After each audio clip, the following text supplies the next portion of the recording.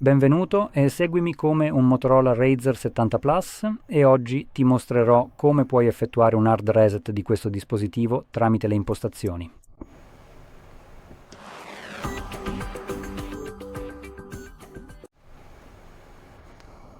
Quindi per iniziare ci sono un paio di cose che vorrei menzionare. Allora, prima di tutto, quando resetti il tuo dispositivo, questo ovviamente cancellerà tutti i tuoi dati dal dispositivo. E se tieni qualcosa su di esso, come magari foto, video, documenti, qualsiasi cosa tu abbia scaricato che desideri conservare. Forse dovresti considerare di fare un backup prima di resettare effettivamente il dispositivo, poiché questi dati verranno eliminati. Per quanto riguarda il backup, ci sono diversi modi in cui puoi procedere, a seconda del motivo per cui stai effettuando il reset. Se lo stai resettando perché magari hai acquistato un nuovo dispositivo, allora potresti invece di fare un backup semplicemente effettuare una migrazione diretta. Ora, se il nuovo dispositivo è un Motorola, puoi anche utilizzare l'applicazione integrata che Motorola ti mette a disposizione, ovvero la Moto Migrate. Ecco fatto, e questa applicazione sarà utilizzabile solo se stai migrando verso un altro Motorola. Si tratta quindi di un'app che Motorola stessa ha creato per aiutarti a passare da un altro dispositivo a Motorola e da Motorola a Motorola. Non puoi usare questa applicazione, ad esempio, per trasferire dati su un Samsung, puoi trasferire da Samsung a questo, ma non viceversa. Quindi serve solo per aiutarti a spostare e gestire i dati tra i loro dispositivi e verso i loro dispositivi, non per esportarli. E questa sarà la soluzione migliore per gestire la migrazione. Puoi anche utilizzare applicazioni come questa se magari hai un dispositivo più vecchio che non è un Motorola ma è comunque datato o altro. Puoi usare l'applicazione Old Phones per questo scopo e puoi scaricare quell'applicazione anche qui. Consiglio sempre di utilizzare questo tipo di metodo perché lo trovo molto migliore. È un po' più complicato da gestire sotto certi aspetti, ma per quanto riguarda la quantità di dati che viene trasferita, quali dati vengono trasferiti e quanto controllo hai su di essi, questo metodo è di gran lunga superiore rispetto all'altra opzione, cioè Google. Quindi qui puoi trasferire qualsiasi tipo di applicazione, tutti i dati delle app, contatti, cronologia delle chiamate, messaggi e così via, insieme a foto, video e altro ancora. Ti permette quindi di fare tutto e non si collega mai a internet, che è un altro grande vantaggio. E per migrare o eseguire il backup del tuo dispositivo su uno vecchio, per conservare i dati, devi scaricare i dati del vecchio telefono. O, in altre parole, devi sempre utilizzare l'applicazione del telefono su cui trasferirai i dati. Quindi, se si tratta di un Samsung, Samsung ha un'applicazione chiamata Smart Switch, invece di quello che abbiamo qui. Marchi diversi la chiamano in modo diverso, ma sappi che non tutti i marchi hanno una loro applicazione, anche se la maggior parte dei marchi più conosciuti sì. E se non sai quale applicazione abbia il telefono vecchio su cui trasferirai i dati, controlla semplicemente online.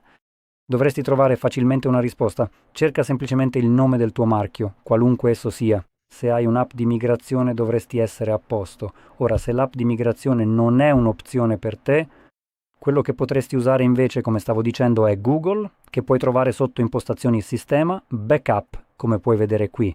In questo momento stiamo facendo il backup, le nostre foto e i nostri video vengono salvati, così come altri dati del dispositivo. C'è però una precisazione, foto e video vengono salvati solo fino a 15 GB, come puoi vedere qui.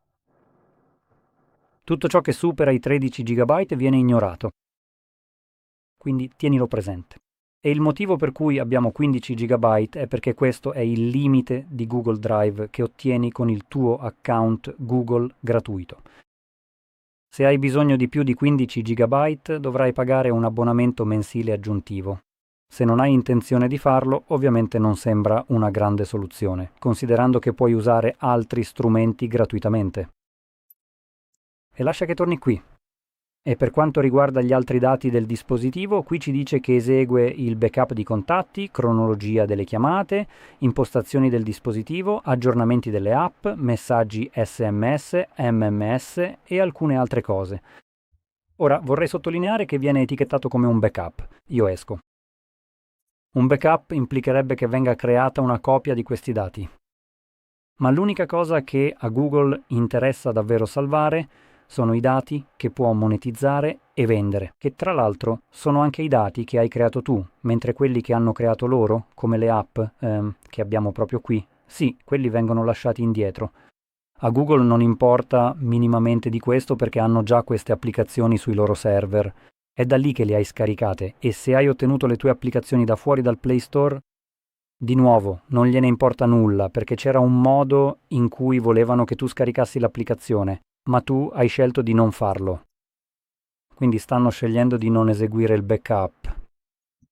Fondamentalmente è qui che si arriva e la situazione peggiora ancora se consideri questo come un backup. E tu esegui il backup del tuo dispositivo pensando di creare effettivamente una copia di un'applicazione che è sul tuo telefono, anche se proveniva dal Play Store. Mettiamo il caso di un emulatore Yuzu usato per emulare giochi Nintendo Switch.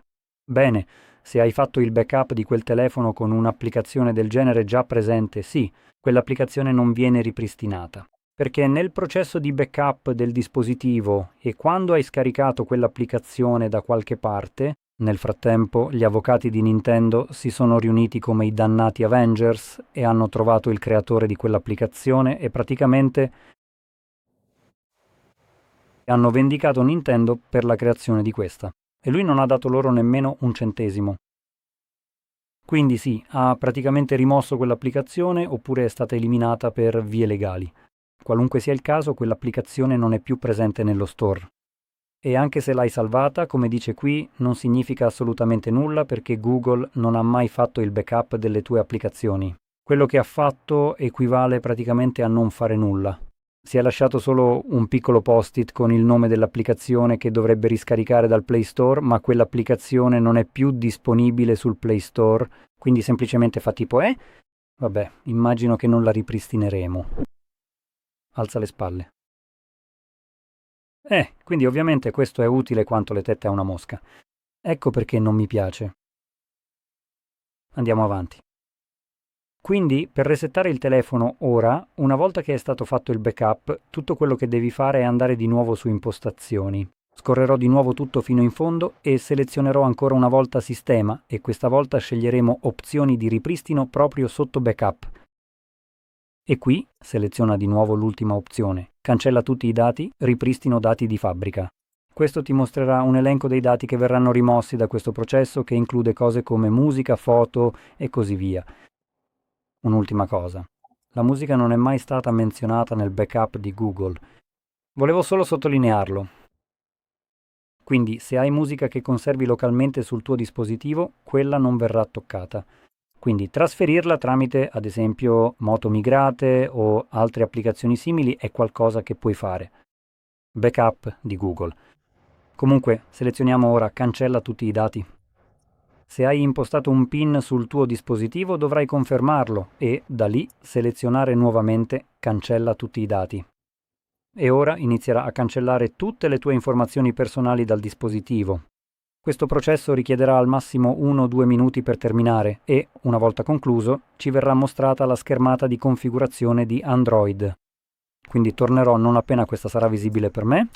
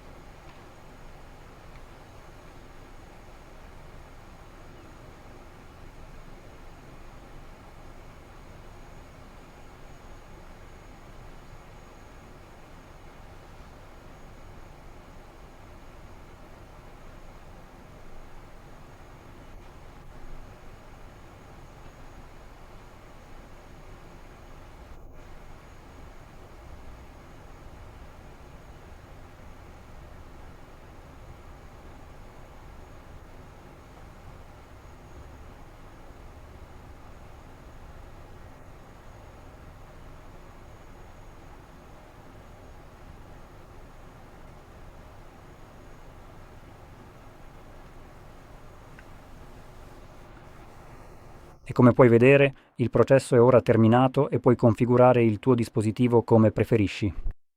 Se hai trovato questo video utile, non dimenticare di mettere mi piace, iscriverti e grazie per aver guardato.